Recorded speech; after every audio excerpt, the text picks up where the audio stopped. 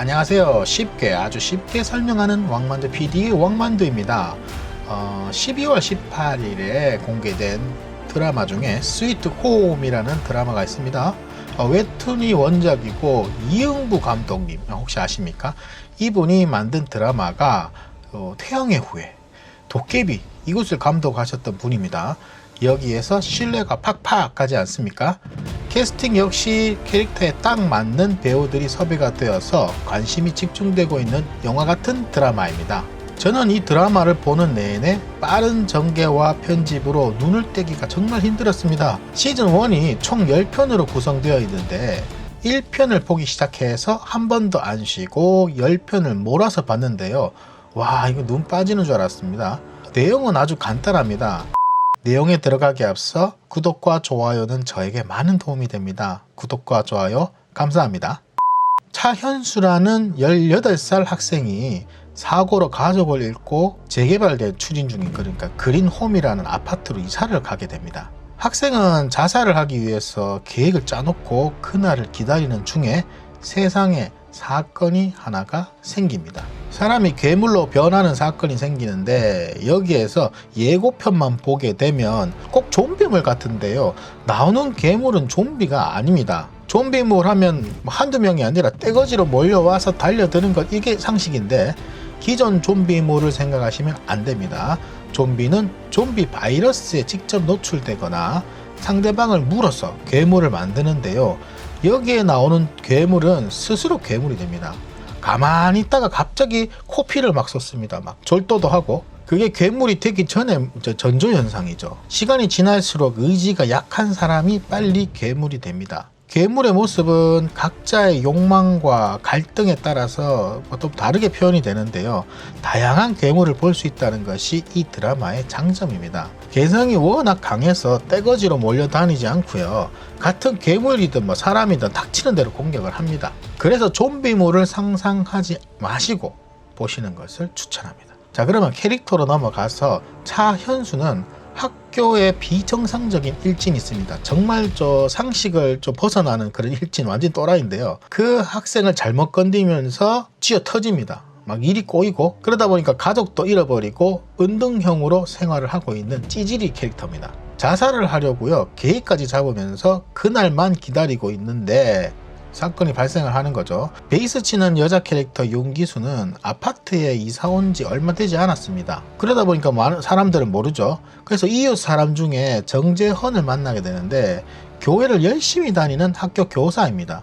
둘이 짝을 이루어서 스토리를 이어가는데 참 재밌습니다. 차현수와 동갑인 이은혁은 아주 똑똑하고요. 냉철한 모습으로 사람들을 리드하는 인물인데요. 완전히 만능이라고 보시면 되고요. 뭔가 숨기는 것 같으면서도 아닌 것 같은 좀 복잡한 것 같으면서도 냉철함이 있는 캐릭터입니다. 아주 개성이 있는 캐릭터예요. 이은혁의 여동생이 있는데 이은유라고 있습니다. 발레를 합니다. 어쨌거나 사연이 많은지 중2병이 아주 오래 가고 있어요. 그래도 소신이 있다 보니까 차현수에게 한 번씩 용기를 주는 말들을 많이 합니다. 차현수에게 애착을 가진 캐릭터 중에 하나고요. 그리고 보면 볼수록 매력 있는 캐릭터입니다. 처음에는 이런데 볼수록 매력 있어요.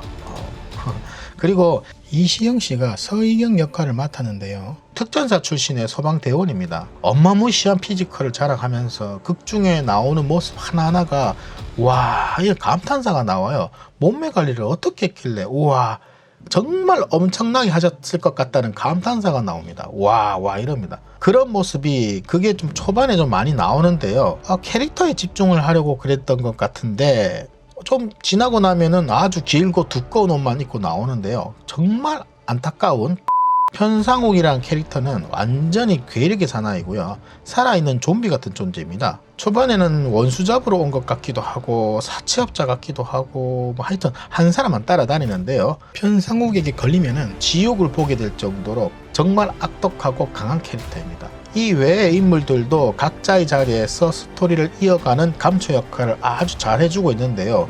보는 내내 시끌시끌합니다. 캐릭터 이야기만 해도 재미가 솔솔한데 그만큼 캐릭터 구성이 잘 돼 있고요. 괴물 역시 다양해서 싸우는 액션도 다양하게 전개가 됩니다. 대부분 아파트 안에서 제한된 공간을 활용하고요. 외부 인원도 때로 몰려 막 나오고 이런 씬은 뭐 최소 인원으로 어떻게 적당하게 연출한 것 같은데 감독님이 예산 절감을 참 잘하신 것 같다라는 생각이 들어요.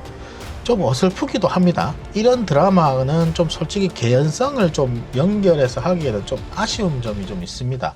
개연성이 좀 없기는 없어요. 갑자기 뭐가 툭 튀어나오고 갑자기 뭐가 이상하게 이야기가 전개되고 이런 부분들이 있긴 하지만 어쨌거나 마지막에 보면요, 시즌2를 예고하는 것 같은 내용이 전개가 되는데요. 드라마를 보다 보면은 사라지는 캐릭터들이 많아요. 그러다 보니까 시즌2의 경우에는 또 다른 새로운 캐릭터들이 많이 나올 것 같은데 기대가 되고요.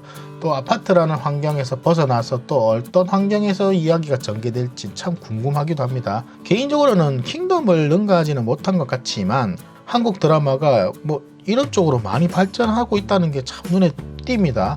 스위트 홈을 통해서 또 한번 우리 한국 드라마가 알려지기를 기대해 보면서요. 여러분도 한번 시청해 보시길 바라면서 넷플릭스 추천 드라마 스위트 홈 소개해 드렸습니다. 지금까지 왕만두 PD 왕만두였습니다. 감사합니다.